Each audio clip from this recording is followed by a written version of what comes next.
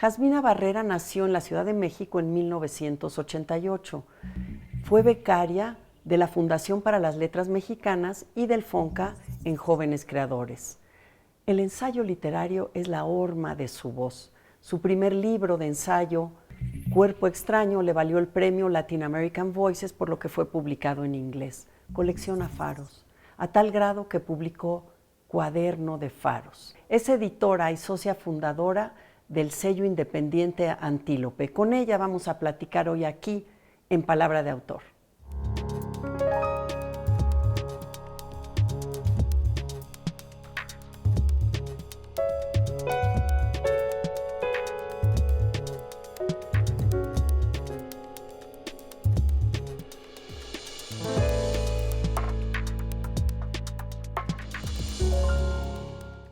Qué bueno que están con nosotros en Palabra de Autor, que esta temporada se ha abocado a tener conversaciones con escritores de generaciones muy recientes, para saber y para poder compartir que escribir se puede hacer desde temprana edad si uno tiene talento, si uno se dedica y si uno está dispuesto a la aventura de la escritura.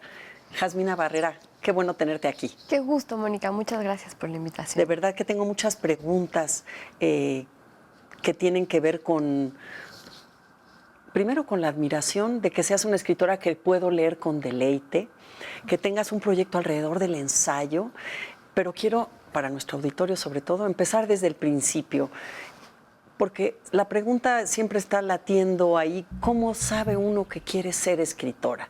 En tu libro Cuaderno de Faros, en esta primera voz que el ensayo permite, dices que tú ibas leyendo desde temprana edad. Sí. Cuéntanos un poco de este entorno y tu relación con el libro.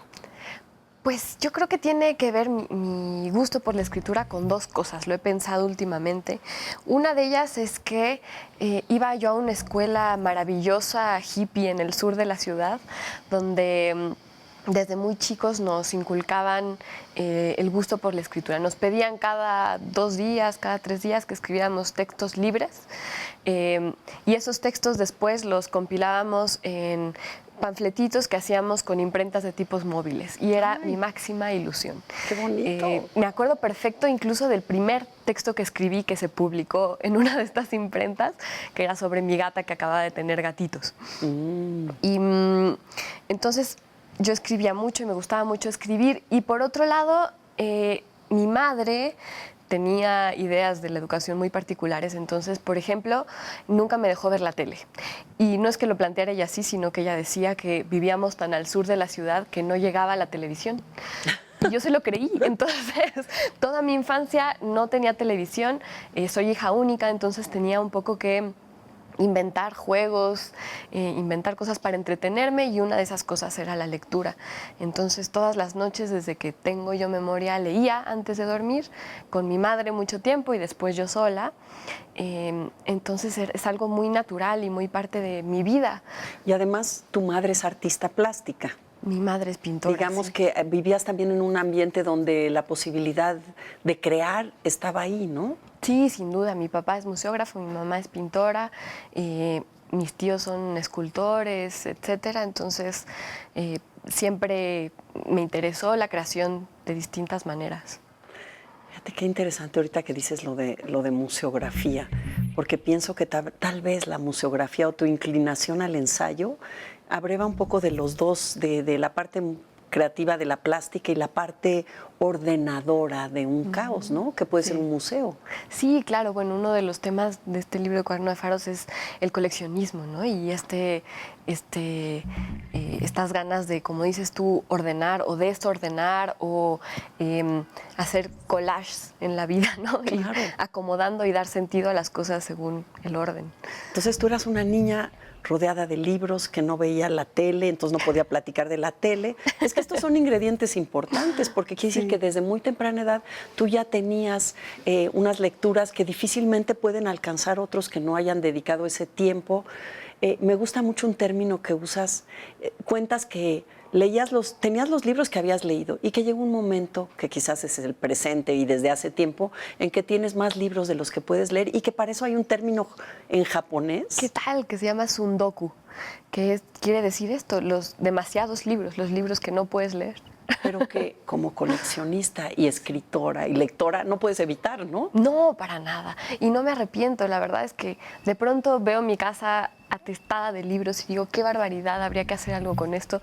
Pero siempre sucede que uno está escribiendo y de pronto se acuerda este cuento de no sé quién, ensayo de tal, y que esté ahí es una maravilla. Y esta idea del espacio físico, ahorita que hacías así, pienso que estamos además en un lugar ideal para hablar de libros, de escritura, de colecciones, que es el Centro de Estudios de Historia de México, CARSO, aquí en Chimalistac, este bellísimo espacio donde podemos tener esta conversación.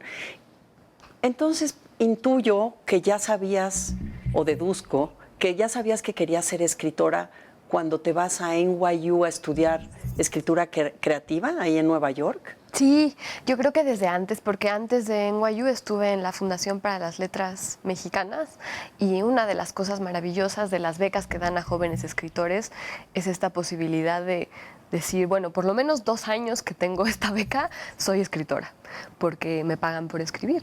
Y eso, tenías 18 años. ¿Cuántos años tenías? Tenía un poquito más, yo creo que tenía 22, 23, algo así. Porque esta Fundación para las Letras Mexicanas ha sido un lugar, un espacio importantísimo para el desarrollo de los jóvenes escritores. Sin duda ustedes habrán visto que en Palabra de Autor, si nos acompañan en las emisiones, muchos de los autores jóvenes con los que hablamos se formaron, o parte de su formación ocurre ahí en un entorno fantástico, y no es fácil entrar.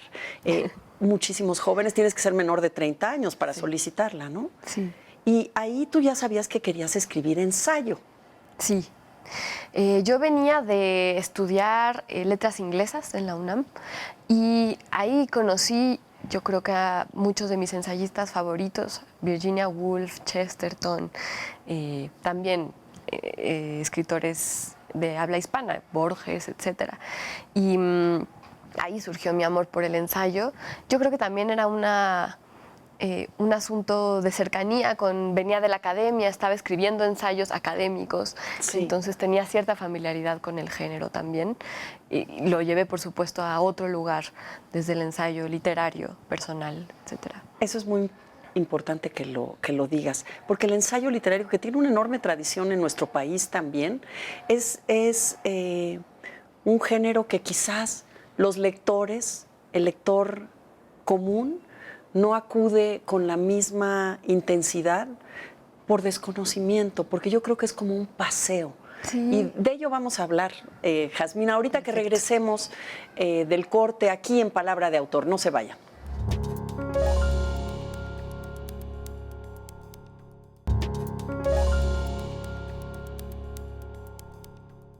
Jazmín, estábamos justamente en el paseo que significa el ensayo, que entonces tú ya escogiste este género para entrar a la Fundación para las Letras Mexicanas, y después te fuiste a NYU, a Escritura Creativa en Español. A Escritura Creativa en Español. Sí. ¿Qué fue esa experiencia de estar en Nueva York? Para tu escritura, a lo mejor también para ti como persona. No, pues fue una maravilla, en todos los sentidos. En realidad, ahora que lo dices, en NYU había que tener un proyecto final, un libro que terminábamos en esos 2 años, y hice una novela. Así que fue una experiencia completamente distinta, una novela que no se ha publicado. Quién sabe si se publica algún día. Eso quiere decir, la tienes en el cajón. La tengo en el cajón, pero sí fue una experiencia de escritura completamente distinta. Bueno, además tuve maestros maravillosos como Sergio Cheifek, Diamel Eltit. Diamel Eltit, la escritora chilena. La escritora chilena, Antonio Muñoz Molina, que es qué maravilla. Adoradísimo maestro. Y pues fue una experiencia. Y otra cosa maravillosa de esa maestría. ¿Y con la beca Fulbright te fuiste? Con la beca Fulbright, sí. Bueno, y con la beca de CONACYT también, para estudios en el extranjero. Y una cosa maravillosa de esa maestría es que va gente de todas partes de Latinoamérica. Entonces pude convivir y conocer españoles, argentinos, colombianos, chilenos, y me enriqueció muchísimo el conocimiento, las literaturas de todos estos lugares, de los que la verdad es que en México sabemos muy poco. Eso me di cuenta estando allá, ¿no? Hay escritores maravillosos de los que nunca nos enteramos, y estar también en contacto con estas variantes del español que enriquece tanto, pues no sé si mi vocabulario, pero sí mi concepción, mi idea del español, ¿no? Eso fue maravilloso. Claro. Porque el ensayo, ahorita que dijiste que escribiste novela y que hemos hablado del gusto por el ensayo, ¿qué dirías que distingue al ensayo? Porque además dijiste ensayo personal, y a mí, yo leo Cuaderno de Faros y lo que me gusta es cómo relacionas lo que vas investigando con el saber que tú eres la que lo estás investigando y que tú eres la que estás transitando por esta inquietud. ¿Esta voz personal es lo que te gusta? Digamos, yo en primera persona, sin esconderte como en la ficción. Sí, eso es muy de Montaigne, ¿no? Que es al final el padre del ensayo, esa libertad interior y la exploración del yo. Es yo creo que herencia de Montaigne. Y he pensado mucho en este gusto por el ensayo, porque como decías tú, hay muchos lectores que se asustan, ¿no? Que escuchan ensayo y tienen prejuicios, quizás ideas de un ensayo más cercano al tratado, a la filosofía, a la academia, ensayos más que tienen discursos más, a veces acartonados, a veces difíciles, y en cambio mi idea del ensayo he pensado que proviene de esos textos libres que escribía yo cuando era niña. Claro, y ensayabas palabras. Ensayaba, eso nos decían, escribe usted un texto libre, y podía decir cualquier cosa. Entonces eran textos donde uno mezclaba naturalmente ficción, autobiografía, poesía, lo que se te ocurriera en ese momento, y esa libertad, esa mezcla es lo que yo considero ensayo. Y yo creo que en la palabra ensayo ya está muchísima de la libertad que tiene ese género. Y se nota en tu Cuaderno de Faros. Sí. O sea, esta libertad, ir y venir por el viaje. Eres viajera, me imagino. Sí, me encanta. Porque en Cuaderno de Faros tocas varios faros en su presencia, pero también en las lecturas, en la música, en la pintura. Sí, a mí me da envidia me da envidia, y disfruto mucho cómo me llevas a saber de el abuelo de Robert Louis Stevenson como ingeniero fabricando en faros, por ejemplo, ¿no? Sí, qué maravilla. A curiosidades eso, ¿no? De todo tipo. Sí, yo creo que la curiosidad es el ingrediente principal del ensayo. Podría ser, ¿no? Uno de los... Claro. Y como parte de la definición del ensayo. Ahora estaba leyendo un libro de Hugo Iriart, que también escribe mucho ensayo, que decía que la única necesidad del ensayo literario es no aburrir al lector. Fuera de eso tiene toda la libertad del mundo de hablar de lo que sea. Sí. Sí, y ¿cuándo te diste cuenta que los faros, o sea, tú has dicho que eres coleccionista de faros? Además, los coleccionistas nunca acaban de coleccionar. Sí. Entonces, ¿escribiste Cuaderno de Faros y sigues buscando faros? Sí. ¿Ideas de faros, referencias? Sí, y además me llegan ahora, porque una de estas maravillas de escribir es que va esta botella al mar y de pronto te empiezan a regresar cosas, ¿no? De los lectores. Entonces me he enterado desde que lo publiqué de miles de novelas, cuentos, etcétera, que debía haber leído antes de escribir el libro. Y dices algo muy interesante, que los faros remiten a algo sutil y romántico, que quizás está fuera de época. Sí. Y tantas cosas que provoca el faro entre esta solidez y soledad, y el mar embravecido. Y yo recuerdo que el primer cuento que leí el primer cuento que me tocó y dije yo quiero escribir cuento es La Sirena de Bradbury. Y es sobre faro. Oye, faro. es un cuentazo ese. ¿Por qué no nos das una probadita de Cuaderno de Faros? Claro. Para que quienes nos ven y nos escuchan se entusiasmen por leer ensayo y por leer a Jasmina Barrera. Llegamos a Portland a hospedarnos en casa de Wiley, el novio de mi tía. Wiley había sido médico militar y Black Panther en su juventud. Todos los días realizaba la misma rutina, que incluía un desayuno abundante de huevos con tocino, sémola de trigo y pan tostado, la lectura de un periódico y 2 o 3 cigarros en el balcón de su casa. Yo no fumo, pero el primer día que pasé en esa casa estuve un largo rato en el balcón mirando el río lleno de barcos y aves marinas. Supongo que fue como fumar.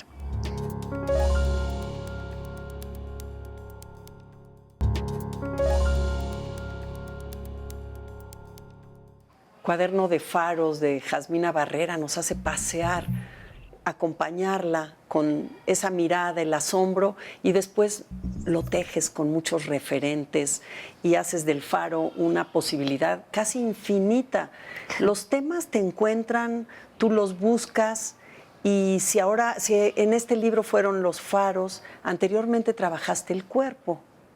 Sí, pues a los temas yo los busco muchas veces, pero en esa búsqueda te encuentran, ¿no? Como Claro. que uno está buscando una referencia de un autor y te encuentras con que otro autor cita a otro autor que también habla de faros, y así, como dices tú, es una búsqueda infinita, es una colección que como la escritura no se termina, se abandona, ¿no? Sí. Como decía Valerie. ¿Y Cuerpo extraño? Y ¿Es un paseo por el cuerpo? Pues más que un paseo, yo creo que era una búsqueda, son ensayos muy cortitos que tenían que ver con la extrañeza del propio cuerpo. Ese era el tema que me interesaba en ese momento.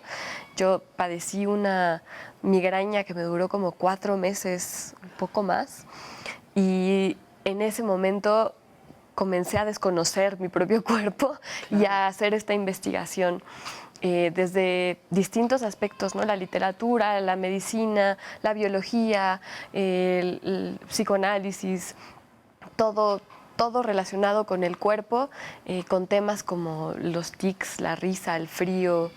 Y ganó un premio, ¿no? Y ganó un premio de Latin ensayo. American Voices. Sí, sí, muy. Entonces muy eres parte de afortunada. nuestros Latin American Voices, lo cual me da mucho gusto, porque además hace poco leí en una revista, parte de lo que quizás es tu trabajo actualmente, estas otra vez reflexiones sobre el cuerpo, pero el cuerpo de la mujer embarazada, tu embarazo. Sí, pues en eso estoy ahora. Es como dices tú, estoy escribiendo un libro cuyo hilo narrativo, podemos decir, es el cuerpo, porque el proceso que transcurre desde el embarazo hasta el destete de un hijo, diría yo, todas esas transformaciones son una narración ya de por sí, ¿no? Claro. Cada mujer que ha estado embarazada tiene esa historia que contar, y siempre es distinta, siempre es asombrosa, siempre es a veces terrible, también maravillosa. Y me encontré de pronto, estando yo embarazada, con que no encontraba suficientes lecturas, yo que soy una ñoña y inmediatamente quiero saber cuando me pasa algo así. Claro. A mí me encanta, para puntualizar, que dices que eres una ñoña, lo cual contrasta con tu lenguaje muy transparente, muy directo, para leerte, ¿no? Sí, sí, eso es algo que me interesa mucho, ¿no? Sí. Creo que el aspecto comunicativo de la literatura Claro. todavía me parece fundamental en mis textos. También, por supuesto, que admiro a los barrocos y a los difíciles, pero a mí me gusta. Sí, tu voz es como agua, como que corre. Perdón porque te interrumpí. Estabas buscando textos que acompañaran tu escritura sobre esta experiencia de ser dos. Exacto. Dices sí. En algún momento, estamos escribiendo esto dos. Sí, Eso es que me parece la experiencia más cercana a lo mágico que yo he vivido en la vida, ¿no? En todos los sentidos, en la extrañeza, en la incomprensión, pero también en lo asombroso. Sí. ¿No? Y entonces, pues buscando estas lecturas, me topé con cosas maravillosas. También me topé con una falta de escritura al respecto que me intrigó mucho. Me puse a investigar sobre eso, ¿no? ¿Por qué? ¿Por qué hay tantas canciones, libros, películas, etcétera, sobre la muerte y tan pocas sobre el nacimiento?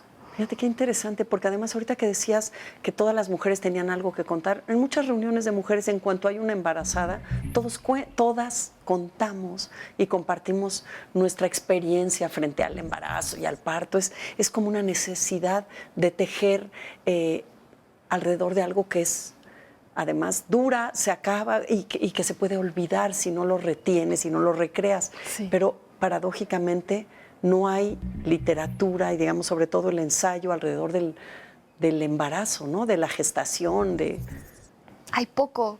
Y bueno, hay distintas explicaciones.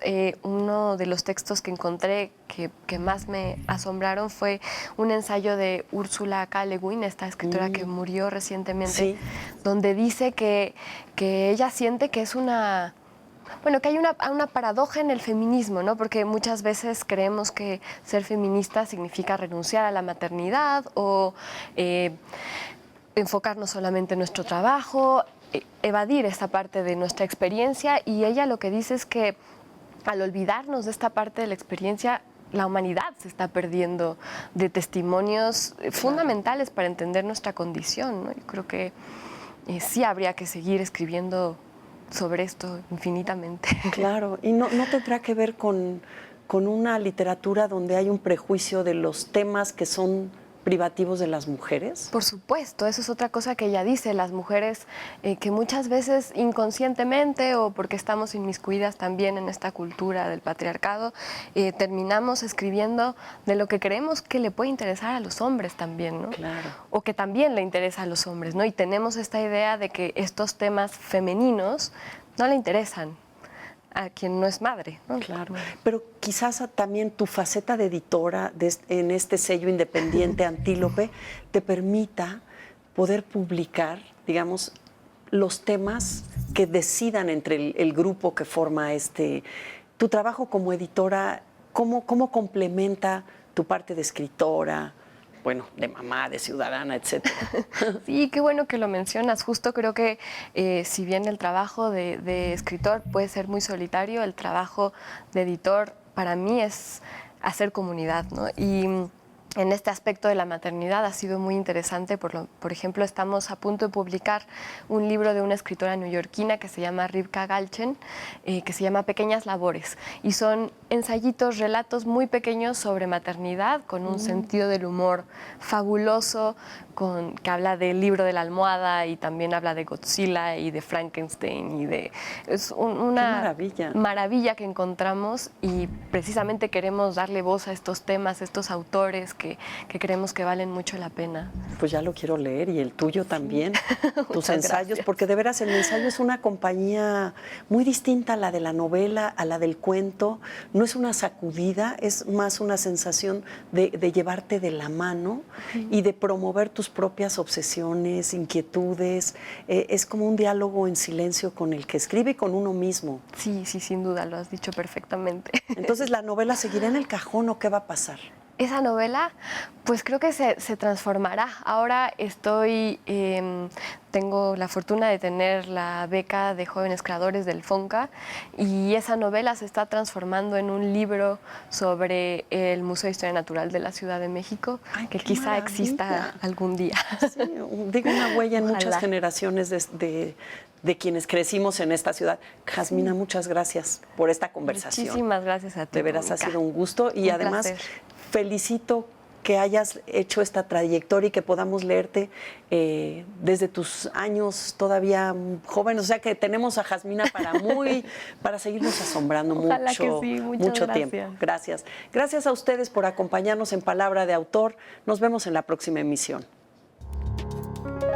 He fracasado en casi todas mis colecciones. De chica me impresionaban los niños que tenían todos los muñecos de los Caballeros del Zodiaco o las series de juguetes coleccionables que venían en las bolsas de papas. Me esmeraba, pero nunca logré ese tipo de proezas. Dos colecciones que llegaron lejos fueron la de piedras preciosas, hoy sé que casi todas eran distintos tipos de cuarzo, y la de canicas. Me fascinaban los colores y las texturas, quizás por eso me concentré en ellas. También prosperó la colección de flores secas, que aún conservo y que tiene ejemplares de varios jardines de mi vida. La colección más grande que tengo es la de libros. De niña solía leerlos el mismo día que los compraba. Hasta mi adolescencia, todos los ejemplares que tenía los había leído. Llegó un momento en que comencé a tener más libros que tiempo para leerlos, y pronto me di cuenta de que probablemente nunca llegaría a leer todo lo que había en mi biblioteca. Hay una palabra en japonés para esto, tsundoku.